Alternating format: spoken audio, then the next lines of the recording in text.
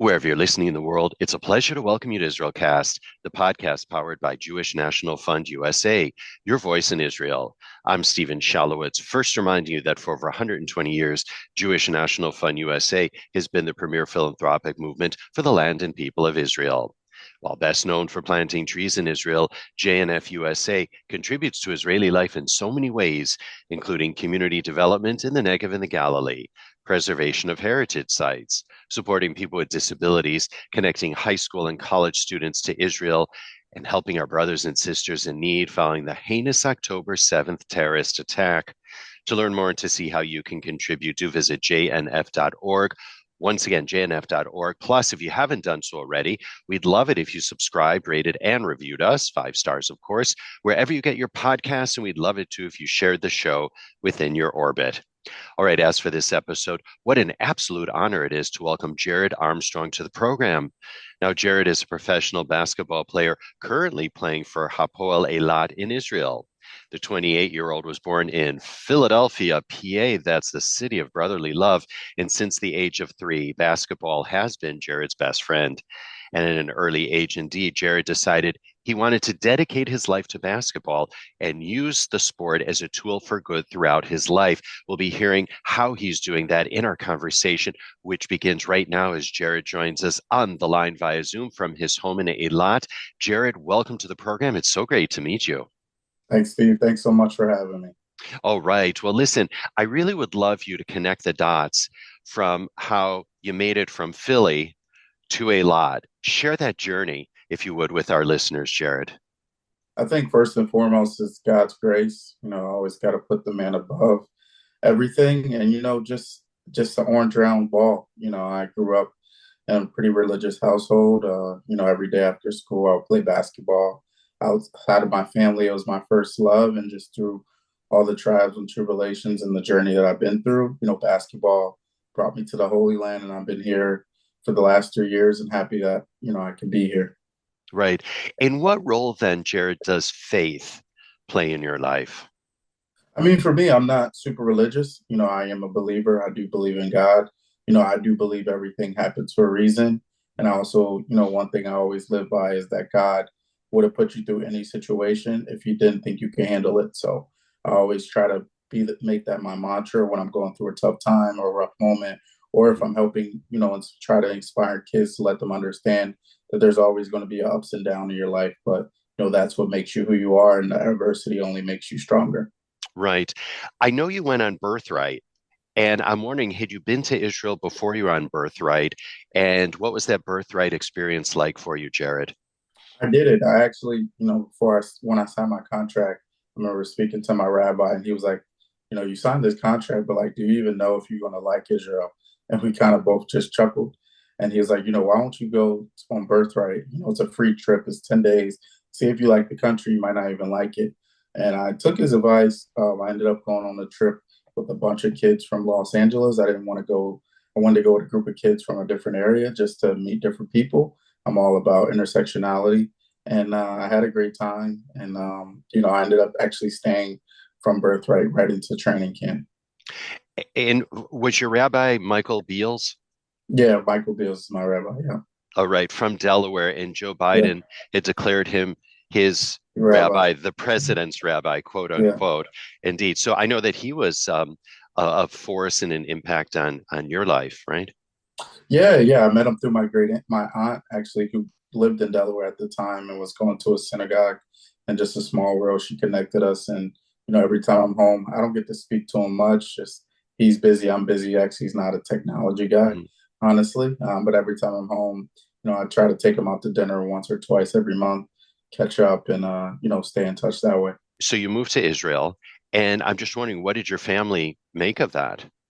My family believed, everything that I wanted to do. They know playing basketball, professionally has been a lifelong dream. My parents always taught me from a young age, to chase after your dreams and that anything is possible. And once this opportunity came, they were happy for me. Obviously, with trying to be great at anything, you sacrifice a lot of things. And, for me, I sacrificed a lot of family time and, being able to see my niece. I have a niece that's 5, and siblings, and my mom and dad who are only getting older. So, but the dream is well worth it. I'm able to live out something that 1% of the world are able to do. And, I'm hopefully able to inspire other kids that want to chase this dream. And basketball is indeed growing in Israel. I mean, it has for a couple of decades, actually, right? Yeah, I mean, Israel is considered one of the best countries to play basketball in, arguably top seven, top eight. A lot of guys from high level schools that you see playing, especially right now, March Madness, will end up in Israel at some point in their career. So it's great competition, great networking. Get the chance to meet a lot of different people, and obviously doing the number one thing you love, which is play basketball. What is it about the sport, actually, Jared, that you love so much? I think for me, is the commonalities. I think it just for me correlates to life. Basketball is a game of runs. Life is a game of runs. You're going to have your ups and downs. You're going to have your trials and tribulations. But I think everything for me, it shows me that basketball showed me that life is 90% mental and 10% about what happens to you. And it's the same with the game. You make a mistake, it's going to be how your team responds to it, how your teams bounce back. If you're down 10 points, how are you going to respond? Are you going to break, or are you going to come together as a team, to come back and hopefully win the game? I think it's just all the commonalities of basketball that helps me teach, and not only myself, but teach other people, what it takes to win, what you have to be willing to do to sacrifice, and what it means to be a team player. So a lot of life lessons come out of For basketball. sure. Probably indeed most sports, I would say. Yeah. Right. Well, that's a nice jumping off point then about what you're doing with Jab Camp, JAB. I love what you're doing, building bridges through basketball. Share with our listeners, if you would, Jared, what Jab Camp is all about, why you created it, and really what you're getting out of it and what the kids are getting out of it. Sure. I mean, Jab Camp for me started, it's my story. Honestly, it started at a young age. I was blessed to, be in a two-parent household. I grew up in the suburbs of Maryland. After I was born in Philly, I ended up growing up in Maryland. My dad was stationed in the Navy. And I got the chance to be a minority, growing up. I went to private sector schools, majority private schools, institutions. And then at the age of 12, my parents both divorced and we moved back to Philly, both from originally from Philadelphia. And I became a majority. I was never in all black schools. I ended up staying in a private institution education system, and I still was a majority. So it was for me, it was a culture shock. I never caught the train. I never caught the bus. That was all new to me. I was what you would say, a carpool kid. And as I got older, I went to a state school, Slippery Rock University, where I became a minority again. I went to a Mennonite high school where I was a minority. I just think through my life, I was able to meet people from all different backgrounds, whether they were white, black, Christian, Muslim, Jewish. I met people from all different walks of life, Quakers. And I got the chance to really understand each ethnic group and really be able to relate to them and understand them. And I just thought, through my experiences when I, would travel across the world through basketball and, be around people, I can just see that people were never around others that didn't look like them. And I wanted to try to change that mold. Obviously, since October 7th happened, Jab Camp's work is more important now than ever. But I think just in general, it's important for kids to be able to build bridges and understand each other. So, I started this initiative 2 years ago. We're almost working with over 2,000 kids in 2 years. And our goal is just to try to make a positive impact on the world and tell kids, it's important for you to understand one another, whether become best friends or whether you just see them in crossing, but at least you know how to have a conversation. And JAB stands for Jared Armstrong Basketball. Yeah. Well, certainly you're in a unique position, Jared, because you are Black and you're Jewish. So you really bridge these two very different worlds, don't you?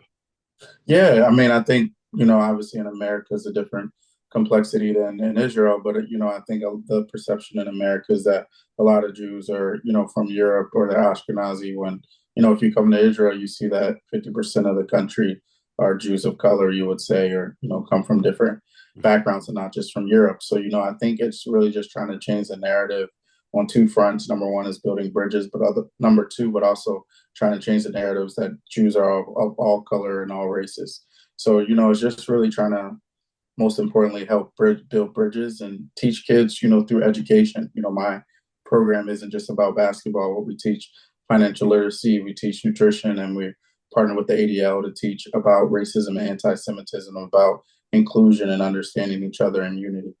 And so you have the camps in Philadelphia. We should say that. So during the summer, you go back to Philly, right? Yeah, so during the season, I'm here in Israel 10 months and I run monthly clinics. So far we did three clinics right now. I'm working with the owners of the 76ers. We did a clinic in Evan Yehuda. We did a clinic in Dimona during Black History Month. And we just recently did a clinic in partnership with the 48ers, who's run by Harris Philanthropies. And we're actually working on our fourth clinic now where we just renovated a court in Ashkelon for the Ethiopian community that just came over from Ethiopia. So, we're all about trying to make an impact. And in the summer, we run week-long basketball camps for kids both in the inner city and the suburbs, just trying to bring them together through the commonality of basketball. Right. So one set of activity is going on in Israel in those 10 months that you're there, and then the other is going on in Philly for those 2 months that you're there. And again, Yeah. across the board, you're teaching education, nutrition, financial literacy, in addition to teaching the kids basketball skills. Yeah.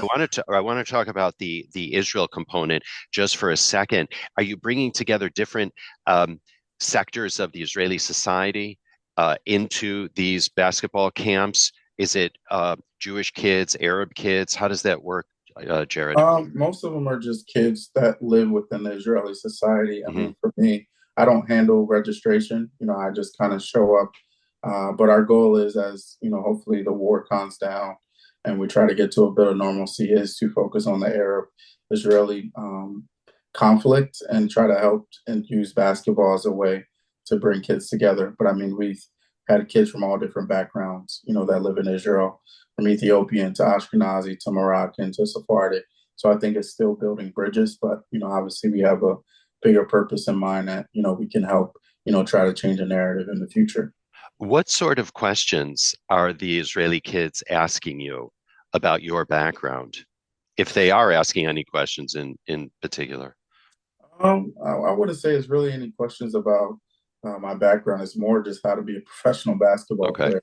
A lot of the kids, that's their dream and their goal for years to come, and just is really just trying to give them not really basketball advice, but just life skills advice. That everything that you do in life is going to correlate on the court and vice versa. So it's really just trying to teach them that basketball is bigger than basketball, if you can put it that way. That it's a livelihood that correlates with everything you do each and every day. And then talk about the kids in Philly that are going through the JAB camp. Yeah, I mean, last year we had our first week-long summer camp. We had over 90 kids. We had kids from all different backgrounds, Christian, Muslim, Jews, at good percentages, and our goal was to really just start and try to change the narrative. I think for me, it's not about viewership. It's not about, being popular. It's really just about trying to make an impact and make a difference. So that's kind of how I kind of live my life, is through a purpose. And I think, in our first week, we were super successful. We were able to have kids answer a lot of different difficult questions.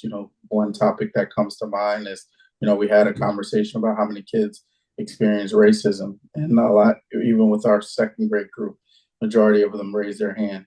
So this is a problem that definitely has to be fixed, and definitely is something that I want to try to change while I'm on this earth. And do the kids in Philly know that you're Jewish? Yep, all of them. And do they ask you any questions about the religion or about your background? Nope. It doesn't come up, or Israel doesn't come up. I Israel guess at doesn't that come. age, yeah. No, not really a focus. I mean, this year we're going to have more of a talking point and a topic about it. But at this last year's camp, no questions really. I'm just wondering, the Black community and the Jewish community, how healthy is that relationship right now, do you think? I don't think it's healthy at all. I think there's a lot of work to be done. I think, for years to come, it's been damaged, and I think there's a lot of work on both sides where people need to sit down at a table and figure out ways and a way to build bridges. I think basketball is a great commonality. It's a sport that both Jewish people and Black people love. A lot of the owners of the NBA are Jewish. A lot of African Americans play in the NBA and all Right. around the world, and vice versa. So, I think this sports is just an organic way to bring them together. But I think, one of my goals, hopefully, is to help try to build that bridge and, help try to inspire the next generation for kids just to deeply understand each other. I saw the YouTube video about you, and you're very driven, and your coach said he asked you to take a day off, and you don't. So what drives you? No, it's just, I guess for me, the motivation to be great. I always, since I was a little kid, always was a guy that, was a high achiever or wanted to be a high achiever. And, I think that just got me this far in life. My parents always taught me if you want something, you got to work for it, Mhm. and I don't think that narrative has ever changed. I mean, for me, I'm 5'9" on a good day. So, I have to work harder than most other people, especially in the game of basketball. I'm below the average height. But other than that, I just feel like if you outwork people, the rest will pay off. And this is where my faith in God, I trust in Him for everything that's planned for me. Jared, a moment ago you mentioned and you referenced October 7th, and I'm just wondering, were you in Israel on October 7th? And if you can share your experience. Yeah, so I was in Ashkelon on October 7th. Ashkelon was the most impacted city during the world, during this war. And I just happened to be in my apartment. I got a call from my coach at 6:30 in the morning. And I just looked at the phone. Luckily I answered because we had a game. We had a scrimmage the day before, and I'm looking at my phone and I'm asking, why is my coach calling me? Like it's the day off. And luckily I answered, and he just told me, there's going to be some rockets and sirens coming into Israel, stay in your mamad, which was luckily my room. And about an hour later, I started seeing everything on social media. And I would say, fast forward 2 hours, I heard a big boom. And I look out my window, and a rocket had landed literally directly across from my apartment. So I kind of went in panic mode. I kind of started kind of packing bags, and was trying to just figure out what I was going to do. So luckily, all of my other American teammates lived in my building. So I went downstairs and started knocking on their door. And, we just decided to, long story short, we decided to take a risk and go north. I felt, we didn't have anything to protect us physically. And if they came to Ashkelon, we was basically dead. So we took the risk, went to the north. I had a friend that was playing in Ramat HaSharon, and we stayed at his house for 5 days. And that's when I kind of started, I wouldn't say my advocacy, but I just wanted to tell the world what was really going on. So I started being on a lot of news stations. And then for 5 days, I was there until I was able to get a flight to LA. Yeah. And but you're back in Israel now, obviously, and you're in Eilat because you're playing with Eilat. Yeah. Yeah, that's why. And you were in Ashkelon because you were playing with Yeah. Ashkelon at the time. Right. And your family, how did they respond to all of this during that period? Obviously, I mean, I think any parent would have freaked out. Yeah. My parents were kind of paranoid, just was trying to make sure that I was safe and I was able to find a way home. Which luckily, like I said, with God's grace, I was able to make it to LA. And, I just kind of try to start advocating, for the state of Israel and just try to, be a positive voice and a positive light for people. Have your parents visited, by the way? Not yet, hopefully soon. My Right. dad actually, I'm sorry, my dad visited this year, but my mom hasn't yet. What was that like for him? It was a little bit unique. I'm dealing with an injury. I fractured my fibula. Mhm. So he was here just helping take care of me after post surgery. So he got to see the country a little bit. Obviously got to go to the doctor's appointments with me and just be a dad, get to take care of his son. Right. Um, in the basketball sphere, have you experienced any boycotts because you're playing with an Israeli team? I haven't personally. I think if I always tell people, you speak to any American player that played in Israel, most of them have nothing but great things to say. Mhm. Obviously, I think one of the biggest problems with athletes is they're sometimes afraid to use their voice, whether it's for the good reason or for the bad. But I think, we're using their voice for a place that they enjoy. Some of them that played for many years, I think it would have changed the narrative, about the state and just about the livelihood of the people. Right. I'm just really curious, you personally, how do you train? What's your training regimen like, Jared? Every day I try to walk 4 miles. I Four know miles. 4 miles on the treadmill, yeah. And I try to do a core workout every day to keep my core strong. Hmm. And then, right now I'm not practicing, but if I was practicing, doing practice and sauna afterwards. 4 miles on the treadmill. You're living in a lot. It's so beautiful there. Why don't you just walk outside in a lot? I wish, but I was up at six. I'm up at 6:30, so it's not that hot then. Okay. I know, but it's so beautiful. Early in the Yeah, morning. oh, that's Jared, true. Jared, you got to change your routine there. And then how about, I'm just really curious about nutrition as well. How do you stay peak performance? What do you eat? Right now And I'm I on. and I don't want you to say anything you want because you're going to make yours truly very jealous if you say that. Uh, I mean, for me right now, I'm eating a lot of fruit, eating and drinking a lot of fruit. That's kind of my number one thing right now. I try to eat just 2 meals a day, and the rest is kind of small, compact smoothies or fruit or snacks. Trying to get as lean as possible, and the rest is just drinking water. Two, Just trying to stay clean. you said 2 meals a day, so are you doing intermittent fasting? Breakfast, so breakfast and dinner, and then the rest are smoothies. So I'll drink a smoothie when I wake up. I'll drink a smoothie like midday around 12 or 1 o'clock. So it's 4 meals, but two of them are smoothies. Oh, okay. Maybe I should try that. Well, listen, um, in your video also, you said you never achieve something if you quit. So at the end of the day, Jared, as we wind down our conversation, what is it that you hope to achieve then? And life, I mean, for me, is to be able to take care of my family, to Mhm. be a person that impacted millions of kids, just to inspire them to chase their dream, to be an outlier, to be a big person in their community in a positive way, and just to keep dreaming. Whatever God has in store for me, that's up to Him. Nobody knows, and the rest is history. So, as a basketball player, to be the best player I can be, but off the court, be an inspiration to millions of people and inspire them to keep chasing their dreams. And so for the Jab Camp this summer in Philly, how many kids are you anticipating? I hope we get 150 kids. That would be a great number for us, between 150 to 180 kids. And we're having 2 camps, 2 to 3 camps, and try to get a very diverse background and try to be a light. And number two, just try to educate them. That's the most important thing for me. I think the way this narrative will change is mostly through education and being able to bring kids together. How long is the duration of each camp? So camp is a week and it's from 9 to 2:30. Nice. And the kids are receptive, it sounds like. Yeah, most of the kids, I would say I can't speak for them, but the reviews I got from the parents is that most of the kids enjoy camp. Mhm. They enjoy being there and they understand, the importance of it. Nice. We really just wish you every success. And before we let you go, what do you love most about living in Israel? The weather. I would say the weather and the safety, honestly. Really? Okay. Yeah, we should share with our listeners before we started rolling. I said that the weather is really, really dreary here today in New York City, and you said, yeah, we don't have that here today in a lot. I mean, it's always like sunshine and glorious in a lot, and so I got to make it there before too long.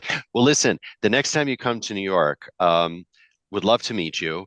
For sure. You'll be a guest at my gym. I will have you do some training tips for me. Just don't work me out too hard.